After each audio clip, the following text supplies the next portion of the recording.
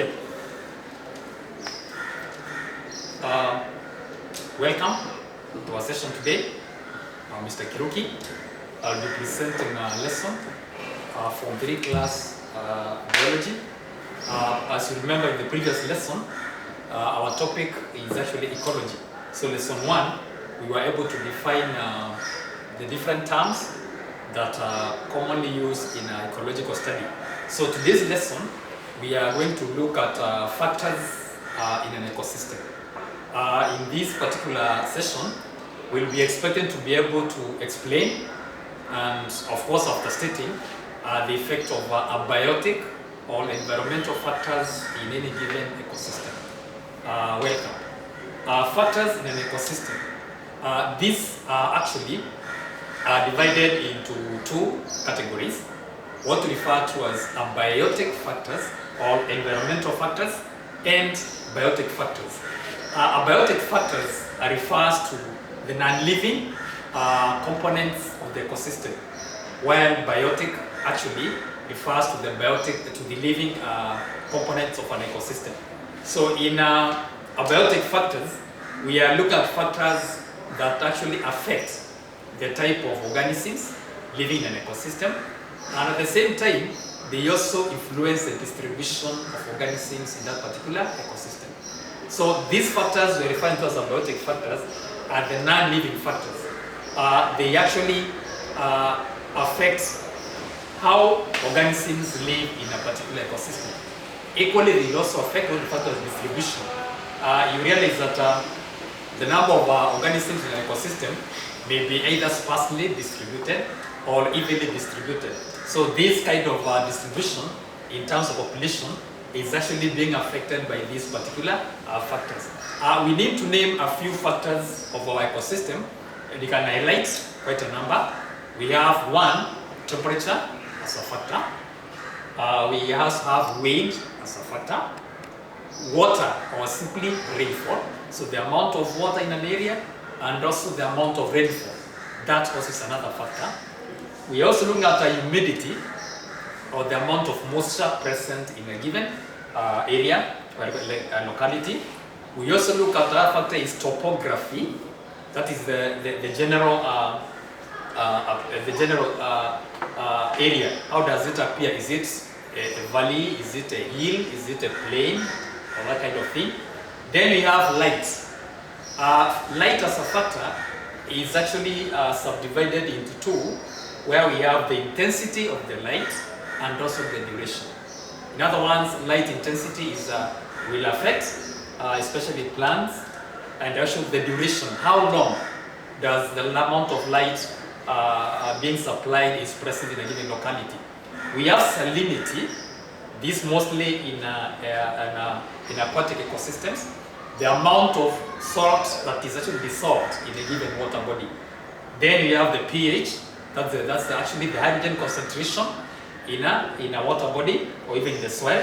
It can either be alkalinity or acidic conditions, or if not either of the 2, it can also be a neutral pH. Then the other factor we have is atmospheric pressure. The atmospheric pressure will also depend on the altitude of the given locality. We also have another factor, soil texture, that also affects the distribution, especially organisms that are burrowed in the soil. We also look at the plants that are growing in a given locality will also be affected by the texture of the soil. The last but not the least is the mineral salts. This one plays a major role, especially in the distribution of the kind of vegetation that you have. So the higher the amount of nutrients that you have in a given ecosystem, the higher the number of plants that derive their livelihood in that particular ecosystem. Now we need to embark on these factors one at a time. I will begin the first one, that is actually temperature.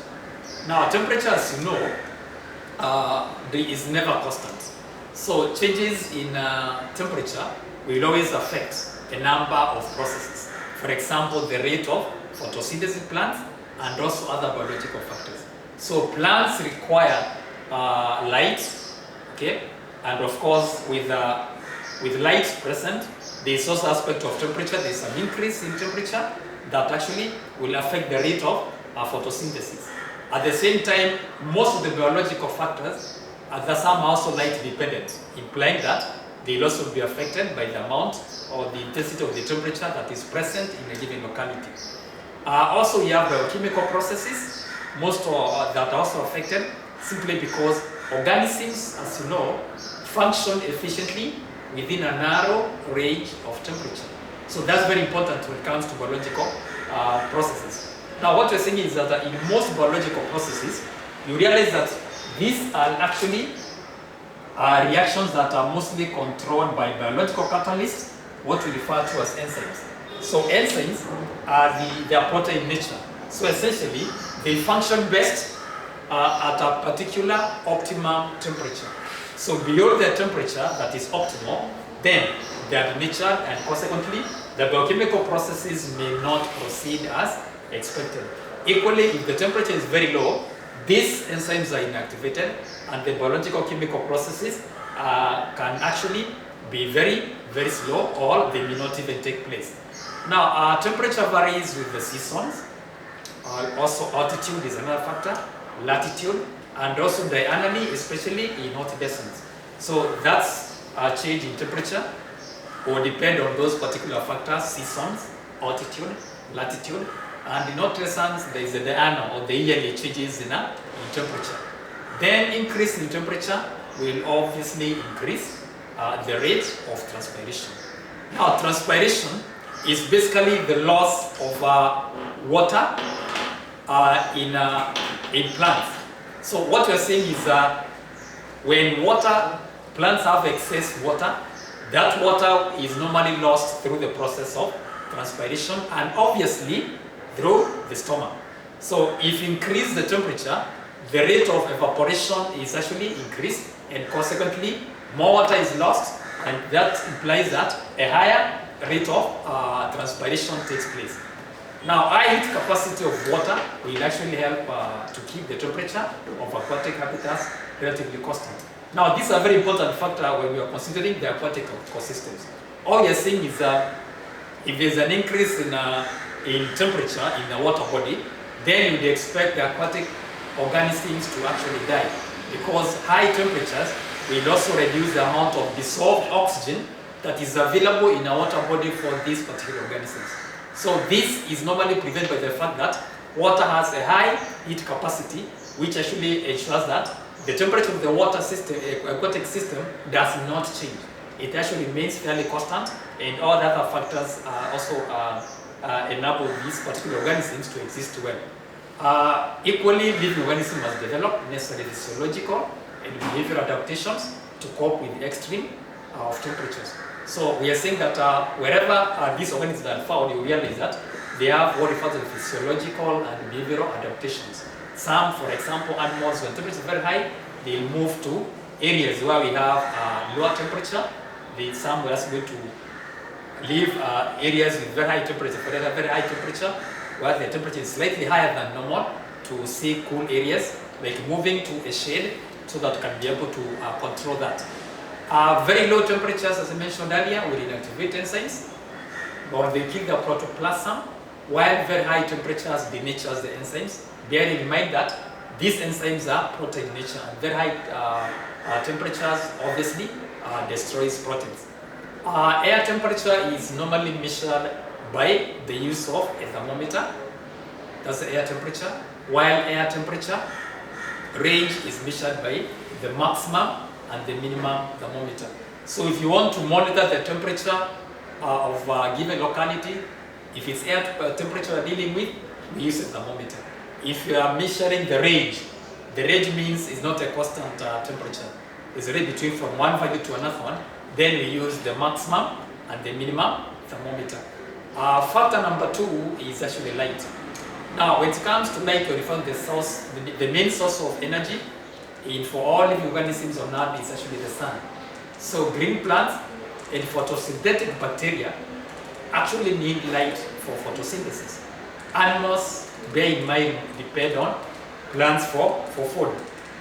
Light intensity and quality, by quality we refer to the wavelength and the color, affects the rate of photosynthesis, things like flowering of plants, germination in plants, while in animals, this actually affects migration, hibernation, and reproduction. Light intensity is actually measured by the use of photographic light emitter, while search disk measures the light intensity or the light penetration. So we have a diagram here that is giving us a search disk that is normally used to measure how clear a water body is. This is a search disk that we have. It is actually a disk that has black and white patches that are normally drawn. It has a string that normally holds it, and then beneath we put some weight below that. So that when you dip it in water, you monitor the color change. So from above, for example, if you dip it in clear water, from above you'll be able to see the black patches and the way they reflect back, and this now should be the distance to which water body is clear. If you place the same in a cloudy water, this disk is actually obscured and the colors cannot be seen efficiently, meaning that this water is dirty or it's cloudy, and therefore that means that light penetration in this is minimal as compared to this particular case. In clear water, light penetration is far much higher, implying that it can actually reach these plants that are growing at the bed of the water ecosystem, whereas in this case, light penetration is actually being obscured, and therefore these plants cannot access light, meaning that photosynthesis may be difficult for those particular plants. In the meantime, we take a short break. We'll be back to complete the next factors that we're dealing with.